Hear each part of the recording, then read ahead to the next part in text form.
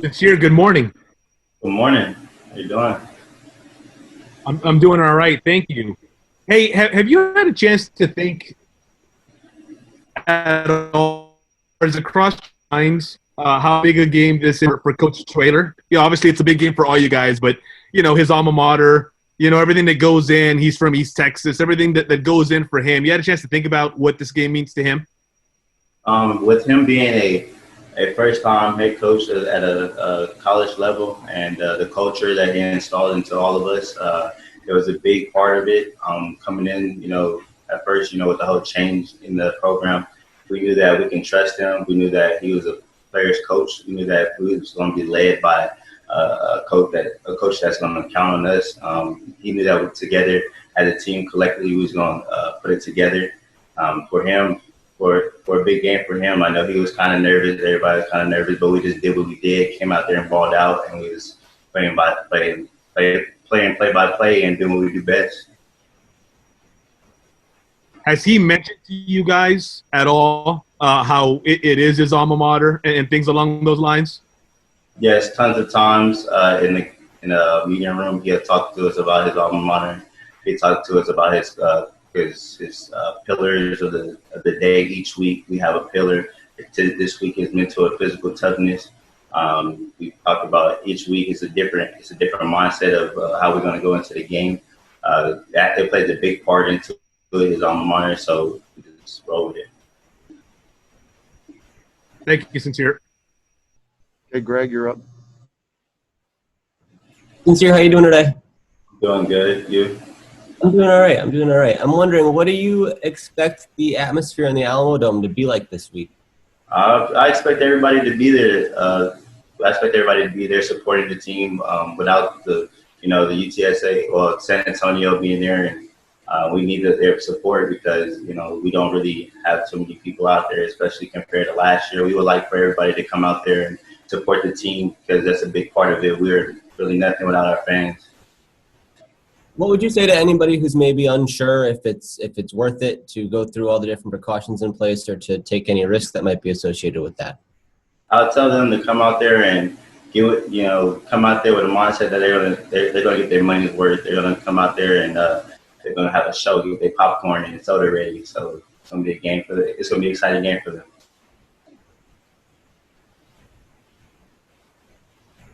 All right, Chase, you're up. Hey, Sincere, congrats on Conference USA Player of the Week. You're getting a lot of praise this week, obviously well-deserved, but I see Coach Traylor saying, don't eat the cheese, don't take the cheese. What does that mean when you guys are, kind of getting patted on the back quite a bit this week?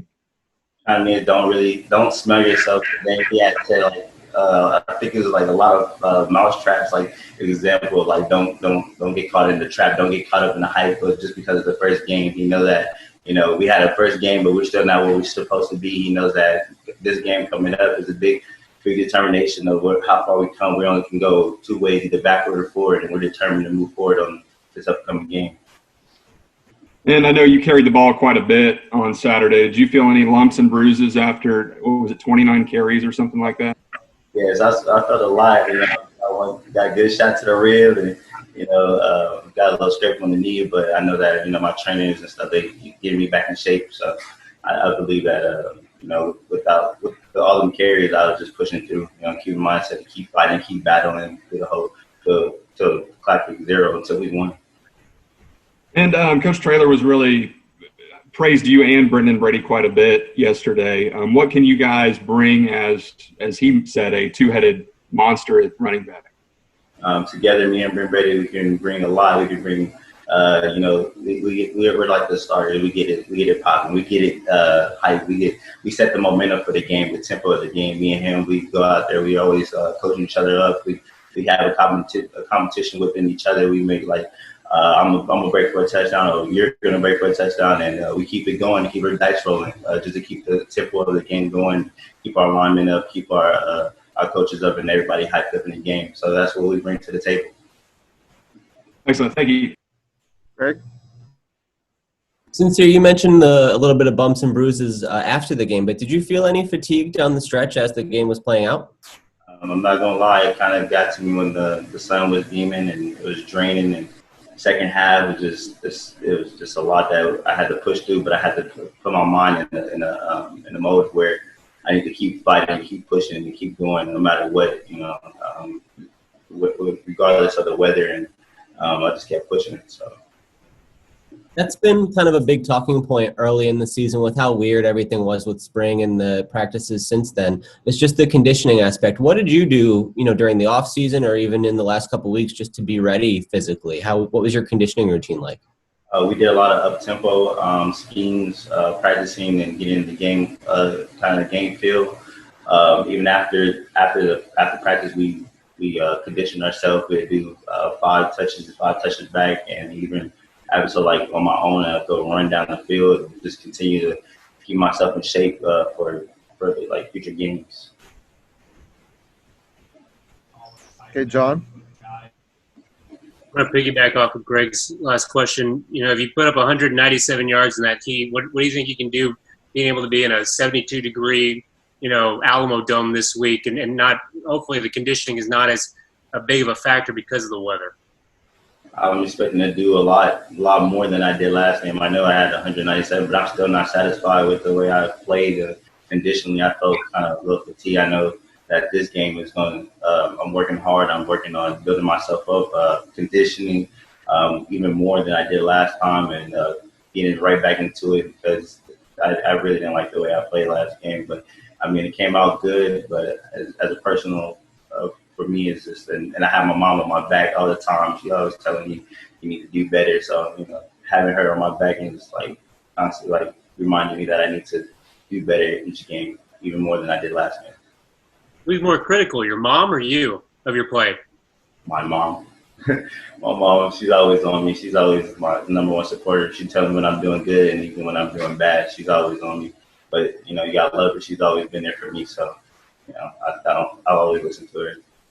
I know you referenced it a little bit, but how have you and Brendan kind of pushed each other last year, this off season, this year, just to kind of become better running backs, both of you guys, and I know y'all have gone up against each other in high school and kind of continues now as teammates. What has that relationship been like, and how have you guys pushed each other? With us being close as because we even live with each other as well, so we're always with each other. We always going out and spending a lot of quality time. We're in the playbook. When I'm doing something wrong, he'll let me know, and vice versa. We keep pushing each other on and off the field is the way we always study in the game and constantly getting better as the days go by. Every single day is just some type of competition, something we both need to work on, but we're there for each other, picking each other up. So the relationship between us is like a bond that's never broken. We're just always there for each other regardless. Thanks, Sincere. Hey, Greg, you got the last question for Sincere? Sincere, how do you describe the offensive approach overall? It seemed like you guys were pretty conservative at times in this game. We was playing conservative. We was just sticking to the basics, sticking to what we've been doing for the past 3 weeks, preparing, leading up to this game. We pretty much was just thinking, we're going to just play each down one by one and play to the best of our ability. I describe it like as a way we still need to get better. We still have a lot more to come in the offense. Do you see that kind of opening up and changing as time goes on?